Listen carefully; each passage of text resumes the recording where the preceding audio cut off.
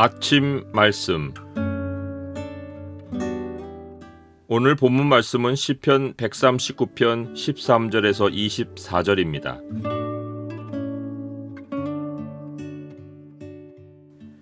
오늘 본문을 소망의 창으로 보면 우리가 하나님께 인도받아야 할 길이 보입니다. 소망의 창을 보여주는 구절은 139편 24절입니다. 내게 무슨 악한 행위가 있나 보시고 나를 영원한 길로 인도하소서. 시편은 나의 인생이 세상에 태어나기까지 어떤 기묘한 창조 과정이 있었는지를 상세히 알려줍니다. 우리의 형체는 모태에서 처음 나타났지만 우리의 존재는 이미 하나님의 생각 속에 있었습니다. 시편은 내 형질이 이루어지기 전에 주의 눈이 보셨으며 라고 알려줍니다. 우리의 형질이 이루어지기 전에 주의 눈이 보신 우리 존재는 땅에서 살아갈 우리 모습만이 아닙니다. 영원히 하나님이 함께 하실 우리 존재입니다. 그러하기에 시편은 내가 깰 때에도 여전히 주와 함께 있나이다 라고 고백합니다.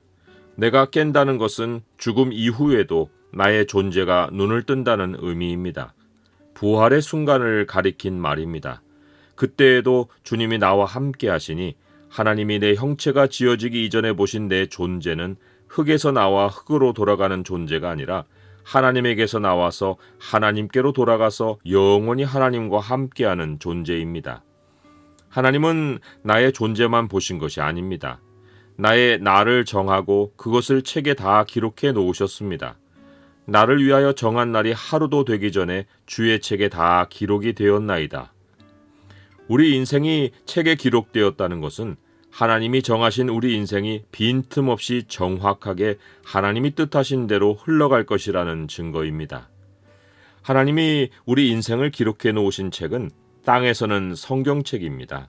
성경은 우리가 하나님 백성으로 어떠한 삶을 살아야 하며 그 마지막 목표는 어디인지를 알려줍니다. 땅에 태어난 수많은 하나님 백성은 모두 기록된 성경을 따라 살며 하나님 아버지께로 돌아가는 길을 놓치지 않았습니다. 우리도 그러할 것이고 앞으로 태어날 모든 하나님 백성도 성경에서 자기를 발견하고 자기 인생길을 찾고 하나님 아버지께로 돌아갈 것입니다. 하나님 백성은 누구라도 인생 처음부터 하나님 말씀대로 살지 못했습니다. 하나님을 모르고 태어나 하나님을 떠나 살아온 과거가 다 있습니다. 우리는 하나님을 만난 이후에도 수도 없는 실수를 반복합니다. 하지만 우리가 견나간 행동을 해도 하나님이 우리를 위해 성경에 기록해 놓으신 정한 뜻을 방해하지 못합니다. 하나님은 우리가 어떤 일을 벌여도 하나님의 뜻대로 부르심을 입은 자들에게는 모든 것이 합력하여 선을 이루게 하십니다. 어떤 사람은 이렇게 반문할 수 있습니다. 그 작은 성경책 안에 어떻게 그토록 수많은 하나님 백성이 살아갈 인생이 기록될 수 있습니까? 시편이 알려주는 답은 하나님이여 주의 생각이 내게 어찌 그리 보배로우신지요 그 수가 어찌 그리 많은지요 내가 세려고 할지라도 그 수가 모래보다 많도소이다 라는 것입니다. 성경에 기록된 하나님의 수가 헤아릴 수 없이 많은 이유는 성경의 참 주인공이 예수 그리스도이시기 때문입니다.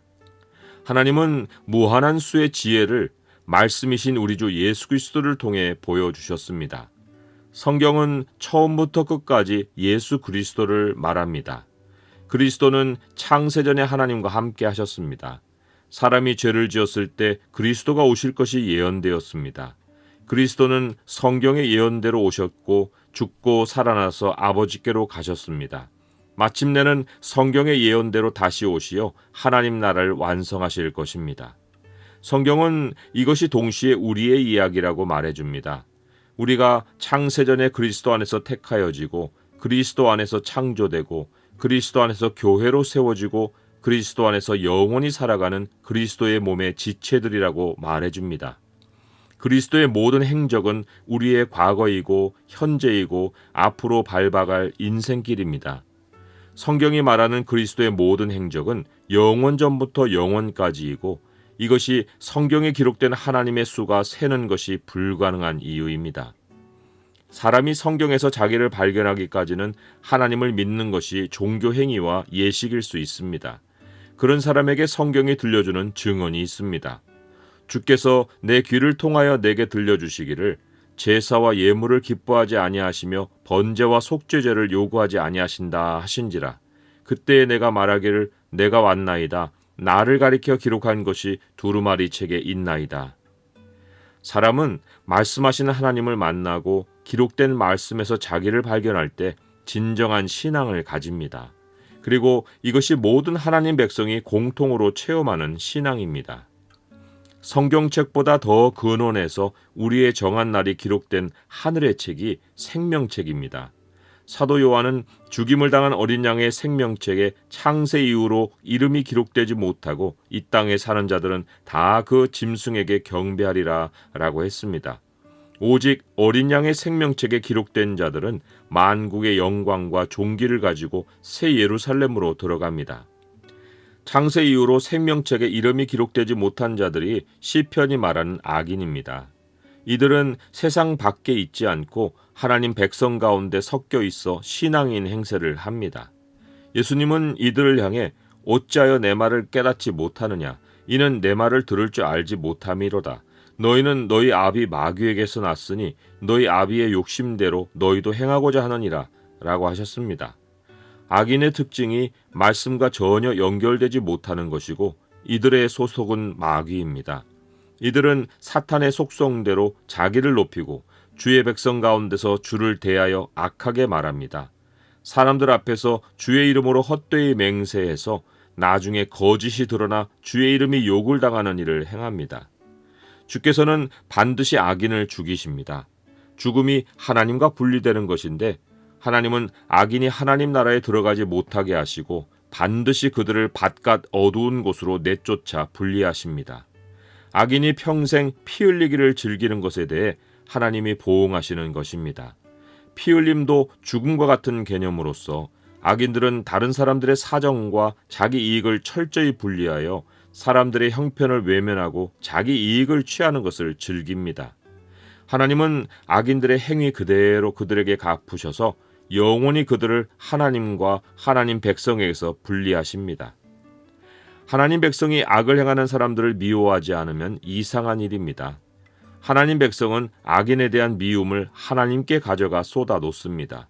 여호와여, 내가 주를 미워하는 자들을 미워하지 아니하오며 주를 치러 일어나는 자들을 미워하지 아니하나이까? 내가 그들을 심히 미워하니 그들은 나의 원수들이니이다.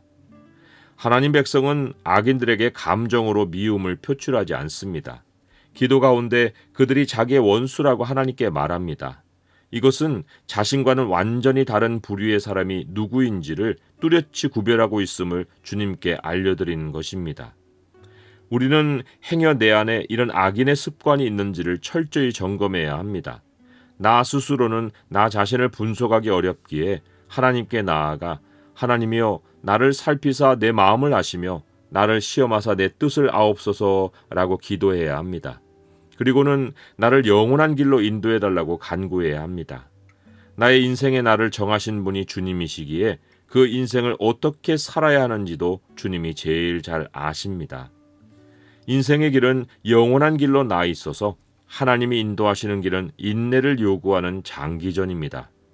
하나님이 이끄시는 인도 방식은 그 수를 내 생각으로 셀 수 없기에 이해하고 따르기보다 믿고 순종해야 합니다. 창세전에 주님은 나를 홀로 보셨으나 영원한 나라에서는 우리가 주님을 대면하여 볼 것입니다. 그 중간의 인생 과정도 주님이 나와 함께 하시고 주님이 정하신 날이 흐르고 있으니 나는 이렇게 고백할 수밖에 없습니다. 내가 주께 감사하옴은 나를 지으심이 심히 기묘하심이라. 주께서 하시는 일이 기이함을 내 영혼이 잘 아나이다.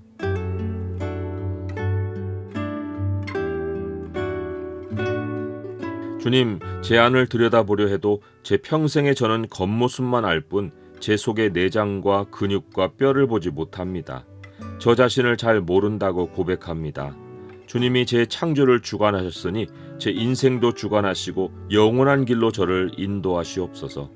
예수 그리스도의 이름으로 기도드립니다. 아멘.